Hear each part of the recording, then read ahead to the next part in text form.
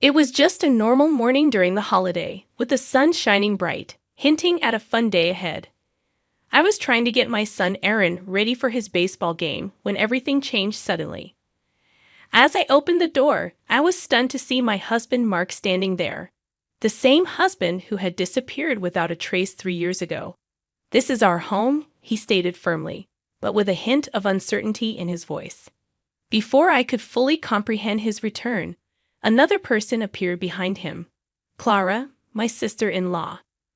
Seeing her made my stomach twist with unease. "We're here to take custody of Aaron," Clara declared, her words dripping with false kindness. I had often wondered about this exact situation, remembering how Mark and Clara had vanished around the same time. It seemed too coincidental to be true. But with the chaos of daily life and limited resources, I hadn't been able to investigate further. Lost in these thoughts, I barely noticed Aaron's voice behind me. "Mom, who are you talking to?" My heart sank. There he stood, my brave son, unaware of the storm brewing. Clara turned her predatory smile toward him. "It's nice to meet you, Aaron. I've been wanting to meet you for a long time." Her words churned my stomach. It was the same voice that had charmed everyone, hiding the manipulative and cruel nature I knew too well, the voice I had hoped to never hear again. Confused, Aaron looked at me and then back at them. "Dad, why are you here? And who is she?" He edged closer to me, sensing the tension instinctively. Mark and Clara stood there, looking stunned and caught off guard, clearly not prepared for this confrontation. Before they could gather themselves, Aaron spoke up, his voice filled with anger. "We're leaving, so move." It was then that Mark and Clara noticed something behind me, and their faces turned pale. I couldn't help but let out a bitter laugh. Standing there was my daughter Elise, cradled in Aaron's arms. Mark's eyes widened in shock, darting between Elise and me. "Mark, Clara," I began, my voice steady despite the turmoil inside. "3 years ago, you disappeared without a word. I was left to pick up the pieces, raise Aaron, and face an unexpected pregnancy." I paused, letting the weight of my words sink in. Clara's eyes narrowed, but I pressed on. "I'm not the same person you abandoned. I fought hard to build a life for my children and me, and I won't let you come back to ruin that." Their faces showed shock, disbelief, and perhaps a hint of guilt. But it was too late for guilt. The wounds they caused were too deep. "Please leave," I said firmly. "You have no right to be here." Mark started to speak, likely with some excuse or plea, but I didn't want to hear it. I closed the door on them, on the past they represented. Turning back to my children, I saw Aaron looking at me with newfound respect, and Elise oblivious to the turmoil. I took a deep breath, steadying my racing heart. This was just the beginning. The battle lines were drawn, and I was prepared to fight for my family's future. The days that followed Mark and Clara's unwelcome visit were filled with a whirlwind of emotions and memories, threatening to overwhelm me like a tidal wave. I found myself going back to the difficult times after Mark disappeared, the nights when I couldn't sleep for worry, and the hours spent wondering what I could have done differently. Aaron struggled the most. Once a happy and outgoing kid, he became quiet and distant, his sparkle fading. I remembered how he'd push away his dinner, beg to skip school events, and give me cold looks instead of his usual warm smiles. It hurt to see him like that, but I didn't know how to help him. While I dwelled on those memories, Elise's innocent laughter filled the house, a sharp contrast to the turmoil inside me. She was my unexpected joy, a beacon of light during Mark's betrayal. Her birth gave me strength and vulnerability all at once. One night, as I tucked Aaron into bed, he looked at me seriously. "Mom, why did Dad leave us? Did we do something wrong?" His question felt like a punch to the gut. "No, honey, you did nothing wrong. Sometimes grown-ups make choices that don't make sense, and it's not because of you." "But why did he come back with Aunt Clara?" His confusion broke my heart. I sighed, trying to find the right words. "I don't know why they came back, but I do know that we're a family. You, me, and Elise. We'll face this together." He nodded slowly, his young face full of worries no child should have. "I trust you, Mom. I just wish things were like before." I kissed his forehead, whispering, "I know, my love, I wish that too." The next day, a call from my lawyer, Mr. Thompson, snapped me out of my thoughts. "Lauren, we need to talk about your legal options. Mark and Clara's accusation is unfounded, but we need to prepare a case." I listened intently, my thoughts racing. This was my chance to fight back, to ensure that Mark and Clara couldn't harm us anymore. "Let's go for it," I declared firmly. "I need to safeguard my children, and I won't allow them to be manipulated by whatever game Mark and Clara are playing." Mr. Thompson's voice was reassuring. "You're making the right choice. I'll start getting the paperwork ready. We'll show them that they can't just push you around." As I ended the call, a sense of determination settled over me. Mark and Clara had underestimated me, thinking I'd crumble under their pressure. But they were mistaken. I was stronger now, forged by the challenges I'd faced. I glanced at Elise playing nearby and knew I'd do whatever it took to protect them. This wasn't just about revenge anymore. It was about justice for my children and myself. Mark and Clara had ignited a fierce protective instinct in me, and I was prepared to fight back with all my might. As weeks passed, my resolve solidified like steel. I braced myself for the legal battle ahead, but nothing could have prepared me for the emotional warfare to come. Mark and Clara, like vultures circling, began their campaign to wear me down. One afternoon, picking up Aaron from school, I found them waiting, casting a shadow over the sunny day. Clara's voice dripped with false sweetness as she greeted Aaron. "Hi, sweetie. We've missed you so much." Aaron clung to my hand, his body tense. "Why are you here?" he whispered. Mark stepped forward, feigning concern. "We just wanted to see you, son. We're family too, you know." Anger surged within me. "You forfeited the right to call yourselves family when you abandoned him," I snapped, pulling Aaron closer. Clara's facade cracked, her eyes narrowing. "Lauren, you can't keep him from us. We have rights." "Rights? You have no rights here," I shot back, my tone icy. "You made your choice 3 years ago. Now you have to live with it." Mark's face contorted with anger. "You think you're so perfect, Lauren. You're just a bitter woman who couldn't keep her husband happy."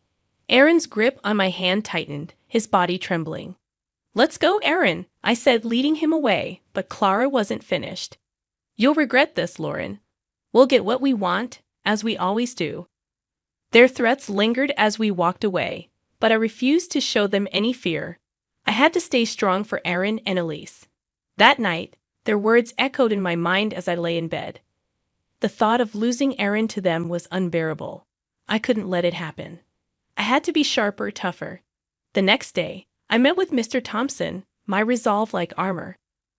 "I want full custody of Aaron, and I want Mark and Clara to have no visitation rights," I stated firmly. Mr. Thompson nodded. "It'll be a tough fight, but I'm confident we can win. You're a great mother, Lauren. The court will recognize that." As the legal preparations progressed, I found an unexpected ally at home, Aaron. One evening, he approached me, his young face serious. "Mom, I want to tell the judge I want to stay with you. Dad and Aunt Clara, they're not really my family." Tears filled my eyes as I hugged him tightly. "Thank you, Aaron. That means everything to me." The day of the court hearing arrived like a gathering storm. I walked into the courtroom with Aaron beside me, ready to defend our future. During the proceedings, Clara tried to play the loving aunt, but her words rang hollow. Mark acted like a remorseful father, yet his eyes betrayed his true intentions. When Aaron spoke, his voice steady and resolute, the truth shone through. "I want to stay with my mom. She's been there for me when no one else was." The judge's decision was like a ray of hope. Full custody granted to me with no visitation rights for Mark and Clara. Leaving the courtroom, Mark seethed with anger, and Clara's eyes glinted with malice. But their reactions didn't matter. Aaron and I had prevailed together. While the victory in court brought a brief sense of peace, it was short-lived. Mark and Clara, wounded and desperate, became more dangerous. They launched a smear campaign, spreading lies and rumors about me in our community. I never expected the psychological battle that ensued. One evening, Aaron returned from school, his eyes filled with tears he refused to shed. Mom, kids at school are saying you took me from Dad, that you're mean for keeping me away from him. His words shattered me. Aaron, you know that's not true. Everything I've done is to keep you and Elise safe. He nodded, but doubt lingered in his eyes. I know, Mom, but it's tough. They just don't understand. I held him close, feeling his trembling frame. I know it's hard, sweetheart, but we'll endure. We're stronger than their lies. As days passed, the rumors turned uglier. Clara, always sharp-tongued, now wielded her words like a weapon, seeking to dismantle my world. I knew I had to fight back, yet I hesitated to stoop to their level. Then one day, Mark appeared at my workplace, feigning remorse. Lauren, can't we talk, for Aaron's sake? His words dripped with venom, his facade transparent. There's nothing to discuss, Mark. You made your choice. Now you live with it. He gripped my arm tightly. You're destroying my life. Lauren, you and that kid. I pulled away, my voice steady. No, Mark, you did that to yourself. As I walked away, his parting threat sent a chill down my spine. This isn't over, Lauren. I won't give up so easily. The legal win secured custody of Aaron for me, but it didn't put an end to the conflict. Mark and Clara persisted, and I could see how it affected Aaron. He was caught in a battle he couldn't grasp, torn between his biological father and the mother who had never let him down. One evening, Aaron approached me, his face filled with uncertainty. Mom, what if Dad changes? What if he wants to be a real dad? His words struck a chord. Aaron, I understand he's your father, and it's natural to hope for that. But we must see people for who they are, not who we wish them to be. There was a moment of silence before Aaron looked up at me, his eyes clear. I understand. I just wish things were different. I embraced him, murmuring, I wish the same, Aaron. I truly do. Amidst the ongoing battle, my focus remained on Aaron and Elise. They were my pillars, the reason I fought relentlessly. And I'd do anything to shield them, to give them a life free from the shadows cast by Mark and Clara's deceit. Their relentless campaign turned darker, veering into harassment.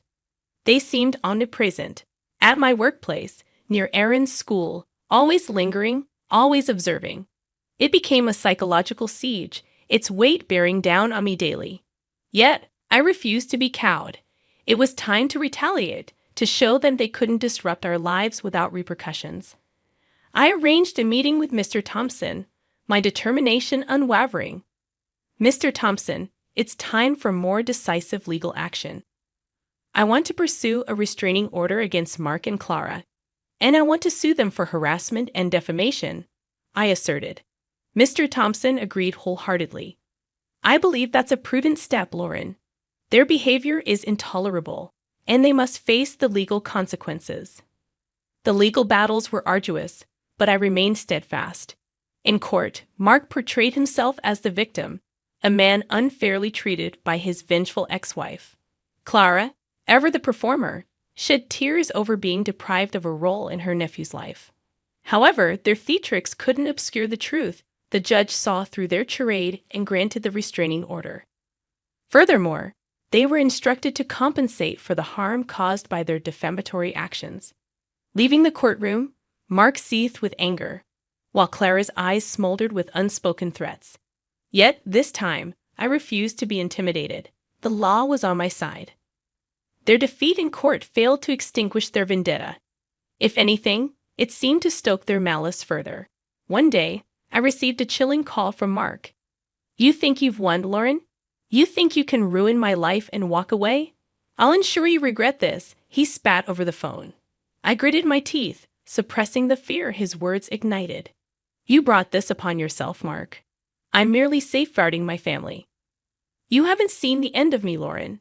This isn't finished, he snarled before disconnecting. His threat lingered in the air like poison, but I refused to let it weaken me. Aaron and Elise were my top priority. They were my world, and I'd do whatever it took to shield them from Mark and Clara's cruelty. However, as days turned into weeks, the constant strain started to wear me down.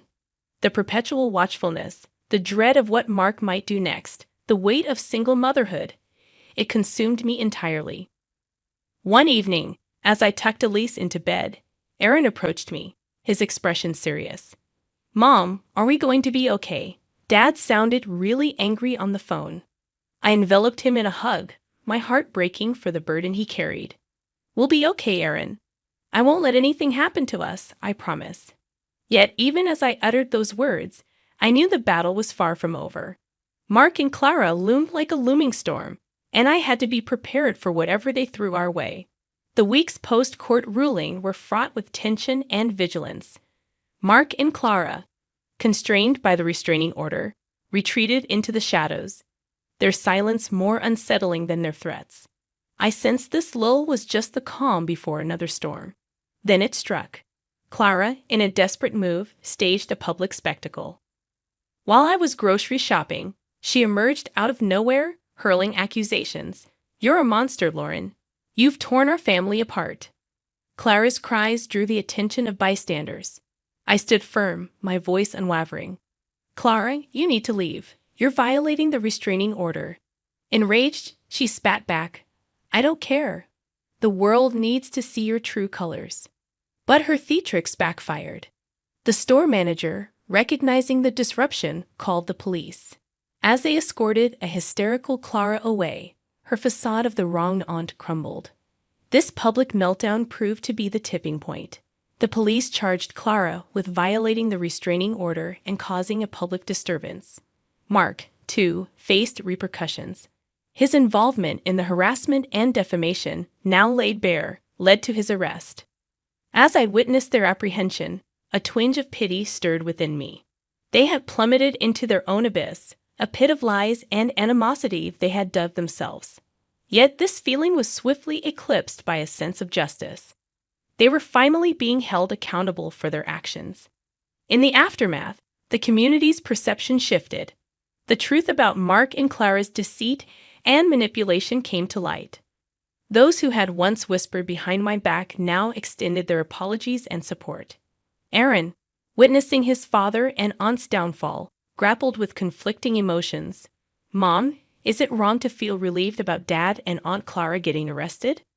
I squeezed his hand, empathizing with his inner turmoil. It's okay to feel relieved, Aaron. They caused us a lot of pain. It's natural to seek justice. The battle that had consumed us for months appeared to be at an end. Mark and Clara, once formidable adversaries, were now diminished. Their ability to harm us had been stripped away. As I tucked Aaron and Elise into bed that night, a sense of tranquility settled over me. We had weathered the storm and emerged triumphant. Our future lay before us, bright and full of promise. Though life had thrust us into turbulent waters, we had learned to navigate the tempest. Now it was time to relish the calm, to embrace the fresh beginning that awaited us.